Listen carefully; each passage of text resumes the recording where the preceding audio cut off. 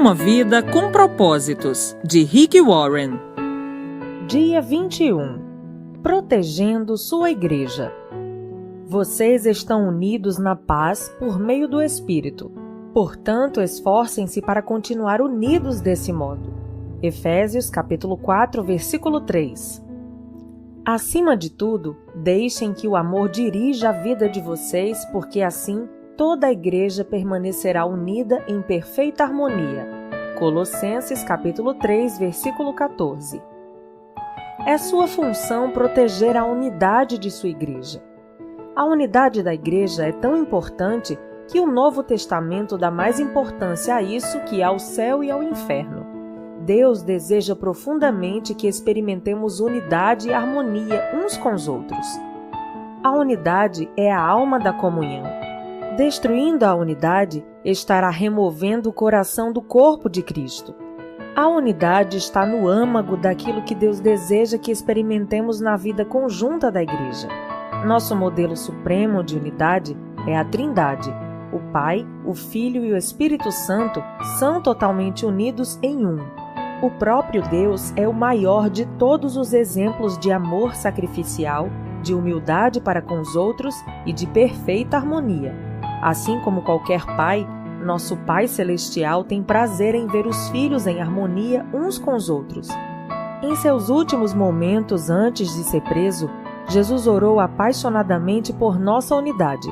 Isso está em João, capítulo 17, versículos de 20 a 23.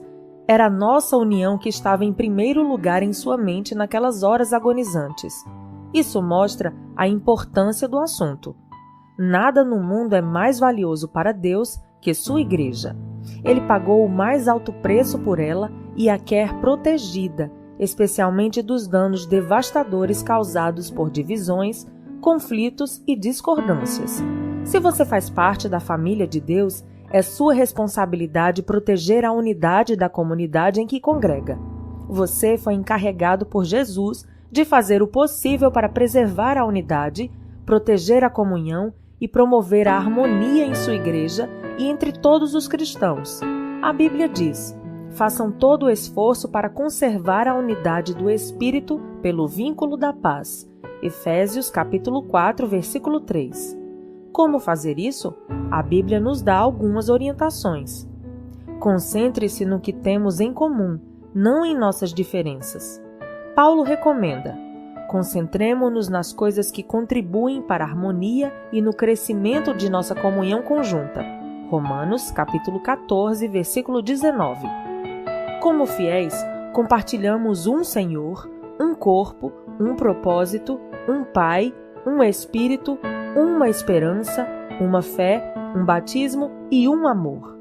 Partilhamos a mesma salvação, a mesma vida e o mesmo futuro. Fatores muito mais importantes que as diferenças que poderíamos enumerar. É neles que devemos nos concentrar, não em nossas diferenças pessoais. Lembre-se de que foi Deus quem escolheu nos dar diferentes personalidades, formações, raças e preferências. Logo, devemos apreciar essas diferenças, não simplesmente tolerá-las. Deus deseja unidade, não uniformidade. Mas para o bem da unidade, não devemos permitir que nossas diferenças, em circunstância alguma, nos separem. Precisamos nos manter concentrados no que mais importa. Aprender a amar uns aos outros como Cristo nos amou e cumprir os 5 propósitos de Deus para cada um de nós e para a sua igreja. O conflito é normalmente sinal de que o foco foi desviado para questões menos importantes, que a Bíblia chama assuntos controvertidos. Romanos capítulo 14, versículo 1 e 2 Timóteo capítulo 2, versículo 23. Quando nos concentramos em personalidades, preferências, interpretações, estilos ou métodos, a divisão sempre acontece. Mas se nos concentramos em amar uns aos outros e em cumprir os propósitos de Deus, alcançaremos a harmonia. Paulo implora por isso. Irmãos, em nome de nosso Senhor Jesus Cristo, suplico a todos vocês que concordem uns com os outros no que falam, para que não haja divisões entre vocês. Antes, que todos estejam unidos num só pensamento e num só parecer. 1 Coríntios, capítulo 1, versículo 10. Seja realista em suas expectativas. Agora que você descobriu como Deus quer que seja a verdadeira comunhão, é fácil ficar desanimado pela disparidade entre o ideal e a realidade presenciada em sua igreja. Você deve amar apaixonadamente a igreja, apesar das imperfeições que ela tem. Ansiar pelo ideal enquanto critica o real é evidência de imaturidade. Em contrapartida, conformar-se com o real sem lutar pelo ideal é complacência. A maturidade está em conviver com essa tensão. Outros fiéis irão decepcioná-lo e desiludi-lo, mas isso não é desculpa para deixar de ter comunhão com eles. Eles são sua família, mesmo quando não agem como tal, e você não pode simplesmente abandoná-los. Em vez disso, Deus nos orienta. Sejam pacientes uns com os outros, fazendo concessões às faltas uns dos outros por causa do amor que há entre vocês. Efésios capítulo 4, versículo 2. As pessoas ficam desiludidas com a igreja local por muitas razões compreensíveis. A lista pode ser bastante longa. Conflitos, mágoas, hipocrisia, negligência, mesquinharias, legalismo e outros pecados. Em vez de ficarmos abalados e surpresos, devemos recordar que a igreja é constituída de pecadores de verdade, entre os quais nos incluímos. Por sermos pecadores, magoamos uns aos outros, às vezes intencionalmente e às vezes sem querer. Mas em vez de deixar a igreja, precisamos ficar ali e tentar de alguma forma solucionar o que for possível. A reconciliação, não a evasão, é a estrada para um caráter mais forte e para uma comunhão mais profunda. Divorciar-se da igreja ao primeiro sinal de decepção ou desilusão indica imaturidade. Deus tem coisas que quer ensinar a você e aos outros também. Além do mais, não há igreja perfeita para onde você possa escapar. Toda igreja tem fraquezas e problemas, e você logo ficará desapontado novamente. Groucho Marx ficou famoso por dizer que não gostaria de pertencer a um clube que o aceitasse como sócio. Se uma igreja tiver de ser perfeita para satisfazê-lo, essa mesma perfeição irá impedi-lo de pertencer a ela, porque você não é perfeito. Dietrich Bonhoeffer, ministro alemão martirizado por resistir aos nazistas, escreveu um clássico sobre a convivência na igreja, Vida em Comunhão. Nesse livro, ele sugere que a desilusão com a igreja local é algo bom, porque destrói nossas falsas expectativas de perfeição. Quanto mais cedo desistirmos da ilusão de que a igreja deve ser perfeita para que a amemos, mais cedo deixaremos de fingir e admitiremos que somos todos imperfeitos e precisamos da graça divina. Esse é o início da verdadeira comunidade. Toda igreja deveria fixar uma placa: proibida a entrada de pessoas perfeitas. Este é um lugar somente para os que admitem ser pecadores, carecem da graça e desejam crescer. Bonhoeffer disse: aquele que ama seu sonho de uma comunidade mais que a comunidade cristã em si, torna-se destruidor desta. Se não dermos graças diariamente pela comunidade da qual fazemos parte, mesmo quando não há nenhuma grande experiência, nenhuma riqueza a ser descoberta, mas apenas muita fraqueza, pouca fé e dificuldades, e se, ao contrário, continuamos nos queixando de que tudo é desprezível e insignificante, estamos impedindo que Deus permita que a nossa comunidade cresça. Prefira incentivar a criticar. É sempre mais fácil ficar de lado e atirar pedras naqueles que estão servindo a Deus que se envolver e contribuir. Deus nos adverte repetidamente que não critiquemos, comparemos ou julguemos uns aos outros. Criticar o trabalho que o outro irmão está fazendo pela fé e com sincera convicção é interferir nos assuntos de Deus. Que direito você tem de criticar o servo de alguém? Somente Deus pode decidir se ele está fazendo o que é certo. Romanos, capítulo 14, versículo 4. Paulo acrescenta que não devemos julgar nem desprezar irmãos com convicções distintas das nossas. Por que você critica as ações de seu irmão? Por que tenta fazer com que ele pareça pequeno? Todos seremos julgados um dia, não com base nos padrões uns dos outros, nem mesmo por nossos próprios padrões, mas pelo julgamento de Deus. Romanos, capítulo 14, versículo 10. Sempre que julgo o irmão, 4 coisas acontecem instantaneamente. perco minha comunhão com Deus, exponho meu orgulho e insegurança, predisponho-me em situação de ser julgado por Deus e prejudico a comunhão da igreja. O espírito crítico é um vício dispendioso. Na Bíblia, Satanás é chamado o acusador dos nossos irmãos. Apocalipse, capítulo 12, versículo 10. Culpar, criticar e queixar-se dos membros da família de Deus é trabalho do diabo. Se fazemos o mesmo, é porque fomos ludibriados e induzidos a fazer o trabalho de Satanás. Lembre-se de que outros irmãos, não importa quanto você discorde deles, não são o verdadeiro inimigo. O tempo que desperdiçamos comparando ou criticando outros irmãos deveria ser aplicado na edificação da unidade entre os irmãos. A Bíblia diz: assim estaremos empregando nosso esforço na boa convivência fraterna. Ajudem-se mutuamente com palavras de ânimo. Não ponham seu irmão lá embaixo, apontando os defeitos dele.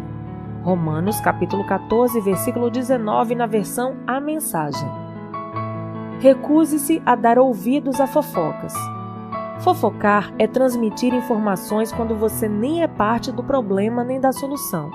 E se quiser proteger sua igreja, nem mesmo deve dar ouvidos a elas. Ouvir uma fofoca é como receptar mercadoria roubada. Isso o faz igualmente culpado pelo crime. Quando alguém começar a falar mal de alguém para você, tenha a coragem de dizer: por favor, pare, não preciso saber disso. Você já falou diretamente com a pessoa? Pessoas que trazem fofocas a você também irão espalhar fofocas sobre você. Tais pessoas não são confiáveis. Se você dá ouvidos a fofocas, para Deus você é um criador de casos.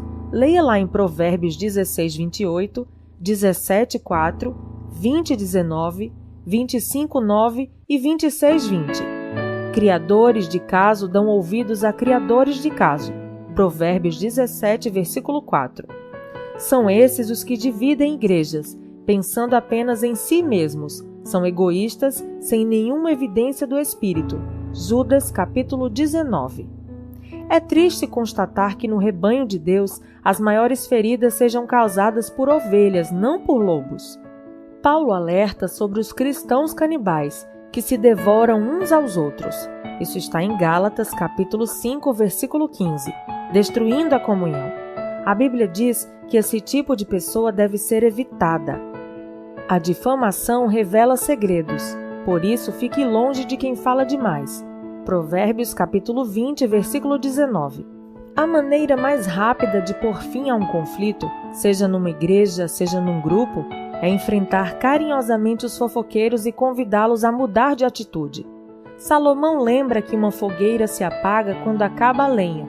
Da mesma maneira, as brigas acabam quando o brigão e o implicante é separado do grupo. Provérbios capítulo 26, versículo 20. Pratique os métodos de Deus para a solução de conflitos. Além dos princípios mencionados no capítulo anterior, Jesus ensina à igreja um processo simples, dividido em 3 etapas. Se um dos que dizem ser seu irmão na fé prejudicar você, converse com ele. Consertem a situação entre vocês. Se ele ouvir, você fez um amigo. Se não ouvir, tome 1 ou 2 pessoas para que a presença de testemunhas torne o ato legítimo e tente de novo. Se ainda assim ele não ouvir, leve o caso à igreja. Mateus capítulo 18, versículos de 15 a 17. Em meio a um conflito, somos tentados a nos queixar a terceiros, em vez de corajosamente falar a verdade de maneira amorosa à pessoa com quem estamos aborrecidos. A primeira atitude só aumentará o problema. Assim, o correto é procurar diretamente a pessoa envolvida. A conversa em particular é sempre o primeiro passo e você deve fazê-lo o mais breve possível. Se vocês não forem capazes de resolver o assunto sozinhos, o passo seguinte é levar 1 ou 2 testemunhas para que tomem ciência do problema e ajudem na reconciliação. E o que fazer se a pessoa ainda se mostrar intransigente? Jesus ordena que apresente o assunto à igreja, e se a pessoa ainda assim se recusar a ouvi-lo, você deve tratá-la como um incrédulo descrente. Mateus capítulo 18, versículo 17 e 1 Coríntios capítulo 5, versículo 5.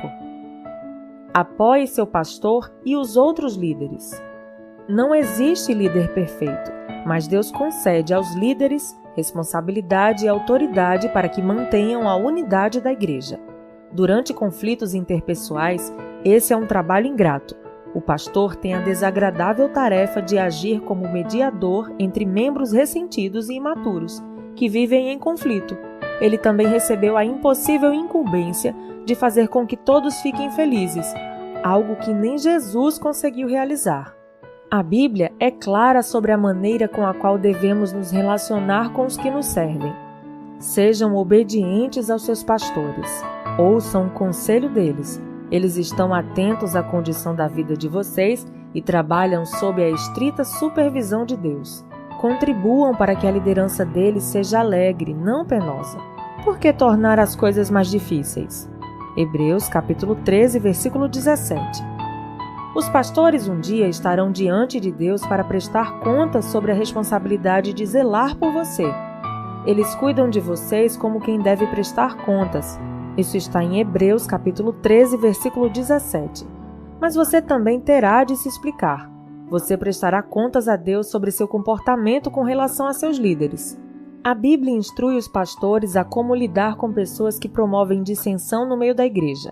Eles devem evitar discussões e ensinar gentilmente o caminho inverso, enquanto oram para que os encrenqueiros mudem de atitude. Devem admoestar os que promovem polêmicas, rogar por harmonia e unidade, repreender os que desrespeitam a liderança e remover os perturbadores da igreja, caso não considerem os 2 avisos mencionados. Protegemos a igreja quando honramos aqueles que nos servem no papel de líderes. Os pastores e anciãos necessitam de nossas orações, incentivos, apreço e amor. Recebemos a seguinte orientação: agora, amigos, pedimos que vocês honrem os líderes que trabalham arduamente por vocês, a quem foi dada a responsabilidade de encorajar e orientar vocês na obediência. Tenham toda consideração e amor por eles. 1 Tessalonicenses capítulo 5, versículos 12 e 13. Desafio você a aceitar a responsabilidade de proteger e promover a união em sua igreja. Empenhe-se nesse objetivo com todas as suas forças. Deus irá se agradar disso. Nem sempre será fácil.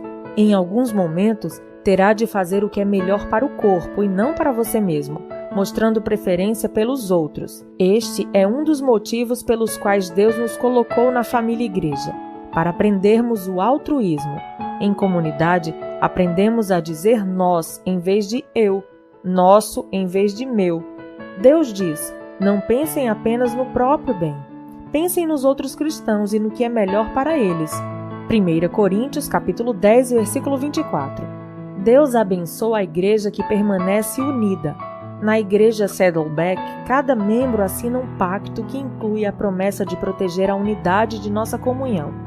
Consequentemente, a igreja jamais sofreu um conflito capaz de nos dividir. Tão importante quanto isso é o fato de que muitos desejam fazer parte dela, uma vez que se trata de uma comunidade unida e amorosa. Para se ter uma ideia, num período de 7 anos, a igreja chegou a batizar alguns milhares de novos convertidos. Quando Deus tem um grupo de novos cristãos que deseja libertar, Ele busca como incubadora a igreja mais carinhosa que puder encontrar.